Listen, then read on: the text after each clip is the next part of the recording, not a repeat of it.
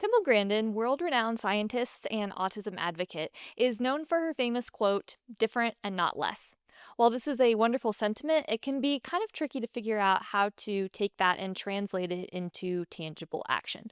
What does it truly mean to treat someone as though they're different and not less? So today, we're going to explore that topic when it comes to communication. How do you interact with people who may have an intellectual disability or process language in a way that's different than you? We'll explore all this and more today on the Aletheia Project.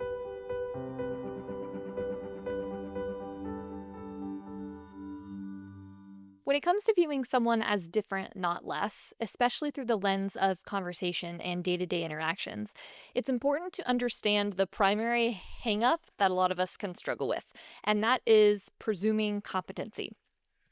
And what that means is you're entering into a conversation with a presumption of what the person you're talking to is going to be able to understand. So if you're interacting with an adult, take for example a barista, you're going to enter into that conversation presuming that they understand how to do their job, they are able to speak English or whatever language of whatever country you happen to be in, and that they're going to be able to process your order and give it to you. That is your presumption going into the conversation. Or perhaps if you're interacting with a child, you understand that that child might not have as extensive knowledge of language, so you use simpler words, or maybe you talk in a baby voice if they're really cute. That is a presumption. Unfortunately, when it comes to disability, people often enter into conversations presuming that, regardless of their age, they're not going to be able to understand the topics that are being discussed. And this is super harmful because not only does it create a barrier and exclusion, but we don't have any proof that they're not truly able to understand because they don't quite have the words to tell us. So it's possible that they are fully able to process and grasp what's going on around them, but maybe you're still talking to them in a baby voice, and that can be harmful and discouraging. I mean, I wouldn't want to be talked to in a baby voice. So how do we go about changing our mindset from presuming that somebody might not be able to understand to presuming competency? And again, it's kind of a vague topic to grasp. So I'm going to try to break it down for you in kind of three unique steps. The first is going to be have high expectations. We'll talk about what it means to speak directly to the person and not to their caregiver. And then finally, examining the importance of listening to learn. But for now, let's start with bullet point one, which is have high expectations. If you ask a teacher, they will tell you that having high expectations of their class means that they sit down and they tell a child, or maybe their entire group of children, that they believe in them, that they believe they are intelligent, that they believe they're able to sit and listen and follow directions, and constantly give words of encouragement, right? They are expecting great things of their class, or maybe of a few specific children who tested very high on the IQ score, or whatever it happens to be, and those kids are going to rise to meet those expectations. It's no different for adults. If you have an excellent servant leader at your job who is setting the standard for 5-star service, they're going to expect a lot of their team. And 9 times out of 10, their team is going to rise to meet those expectations. In the same way, when presuming competency, you are entering into a conversation setting the standard high because you believe that the person you're talking to is able to follow what it is that you're trying to say. In believing that an individual is able to understand, not only are you treating them with respect and honoring their dignity, but you're also saying that you see them for who they are as a person, not just for their disability. Who doesn't want to be treated with respect and dignity? It's a fundamental part of who we are as people. We want others to see us. So presuming competency is just one step in the right direction when getting to know someone who has a disability. Another important thing to remember is that when you begin a conversation, you should always strive to speak to the person and not to their caregiver. So maybe you're coming in presuming that they're able to understand, but you know that they might not be able to speak back to you, or maybe their body language is showing that they're not paying attention. And so instead of talking to them, you're going to talk to their caregiver. And I can't tell you how many situations I've been in where my friend who has a disability, they end up asking questions about my friend to me because I'm able to respond faster and with words, and it just is awkward for all parties involved. So instead of doing that, I'm going to give you 2 scenarios that hopefully will paint a picture of what you can do instead. So step 1 is going to be adjusting our body language. We know that plays a huge role in communication. So when you're talking to someone, let's say in the scenario that someone is nonverbal, you're going to orient your body language toward them, even though you know they may not be able to give you the exact answers that you're looking for, right?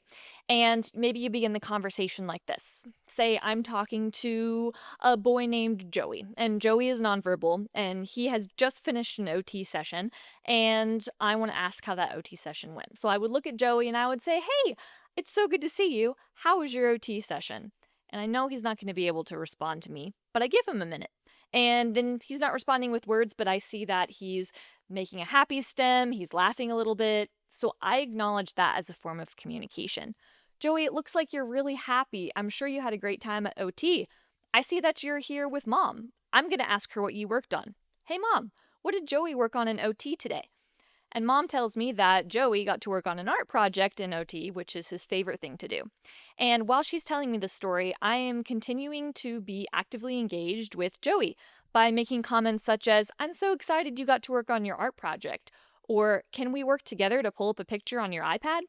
Even though Mom is the one who's doing the talking, I'm still intentionally including Joey in the conversation. Another scenario is maybe you're interacting with someone who is able to speak or uses a alternative method of communication like an iPad or a speller or an eye gaze, but it just takes them a little bit longer.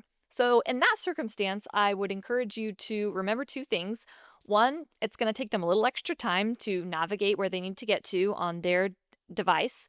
And two, sometimes it takes their brains a little bit longer to process the question. So if I were to look at you and say, "Oh, what color is the sky?" you could answer right away, "Oh, it's blue." But if I were to look at somebody with level 2 or level 3 autism and ask them the same question, it takes their brain a little bit longer to process the information and then recall that the sky is blue and then send that and be able to communicate outwardly, right? So that process just takes a little bit longer for them. And in that case, I encourage people just to take a breath and wait. Ask the question, "Hey, how was your day?" Or, "Hey, what are your plans for this evening?" And give them the time that they need to be able to respond. And this kind of bleeds into the idea of respecting all methods of communication, right? So in our earlier example with Joey, even though he wasn't able to verbally tell me that he was happy and had a good time at OT, I could tell through his body language and his stemming that he was happy and had a good time. In the same way, people with autism will often use scripting or echolalia to communicate what they need or to communicate an emotion to you. So I have a friend who is a big fan of the Wiggles and has almost all the songs memorized. And whenever I go hang out with him, especially during the fall, and it's allergy season, inevitably I'll get a sneeze attack. And he typically responds by either his script, which is "Achoo, bless you," or he'll break into a very spirited rendition of "Ooey Allergies" by the Wiggles. Both are very valid ways to say "bless you," they're just not typical ways to say it. And these are super simple examples of the importance of taking time to listen to people, acknowledging alternative methods of communication, and not talking directly to the caregiver, but rather to the person that you want to have a conversation with. And there are a lot of really incredible resources online on YouTube and Instagram and TikTok of content creators who have autism or who have kiddos with autism who take the time to kind of explain the importance of different alternative methods of communication and break it down for us in a way that we can understand. So I'm going to read off this list so I don't forget anybody, and I'm also going to link them down below. I highly encourage you to go check them out. They're absolutely amazing. My favorites are going to be A Friend for Lillybug, Evie the Explorer, the Autism Cafe, All Things Frost, Cooper's Voice, and you can also check out the Listen to This podcast on Apple Podcasts by the Hensley family. They do a really great job of breaking down all things autism and communication in a few of their more recent episodes. So we have talked about having high expectations, and we've talked about the importance of communicating directly with the person and not just with their caregiver. The last step is going to be listening to learn. You don't have to be an expert on all things communication in order to enter into these types of conversation. You just have to go in with a humble attitude, a willingness to laugh at yourself, because sometimes it might get a little awkward, and to be taught. Only 7% of our communication is going to be through words. The rest of the percentage is going to be through tone, and it's going to be through body language. So if you pay attention to those two things, it's going to make the learning curve a lot easier for you, because so many people on the spectrum do heavily communicate through tone and through body language. I mean, if you have interacted with people or worked with people on the spectrum, you can definitely tell the difference between a manic laugh and a happy laugh, or a upset stim and a happy stim. It just becomes obvious after a while because you truly get to know the person and you learn their methods of communication. And that really is kind of a rule across the board. It's a really great motivator to not make conversations like these a one and done event, but actually seeking the opportunity to build relationships with people who have disabilities. Because honestly, they're going to teach you a lot. People with disabilities truly have so much to offer if we just take the time to slow down a little bit and listen. And another really important thing that you can remember going into conversations like these is that honestly, it isn't about you. It's really easy to get stuck in your own head and worried about perception. Their perception of you, the people across the room's perception of you, their caregiver's perception of you, being like, oh my gosh, am I doing this right? Am I saying the right thing? This is so awkward. And you get just caught up in that mental loop. I'd encourage you just to take a step back and to approach it instead with an open mind. People with disabilities, honestly, they're so resilient, and so many of them have the best sense of humor that if you mess up a little bit, it's okay. They're amazing at showing you grace, and they're also amazing at telling you what adjustments need to be made in the very loving and kind way, right? So they're going to teach you. You just have to be willing to enter in those conversations with an attitude of wanting to learn. I have learned more about what it means to be kind, smart, funny, resilient, determined from people who are completely nonverbal than I have from anyone else. It does not take words to teach valuable life lessons, and you'll be surprised what you learn simply by being willing to see people for their compassion, their kindness, their character, their spirit, rather than for their diagnosis. So, remember, presuming incompetence can cause a lot of damage. Presuming competence can take you so far. It can allow you to build relationships, to build new friendships, to learn invaluable lessons about life. And most importantly, it's going to allow you to shift your mindset, to be able to view all people simply as different, not less.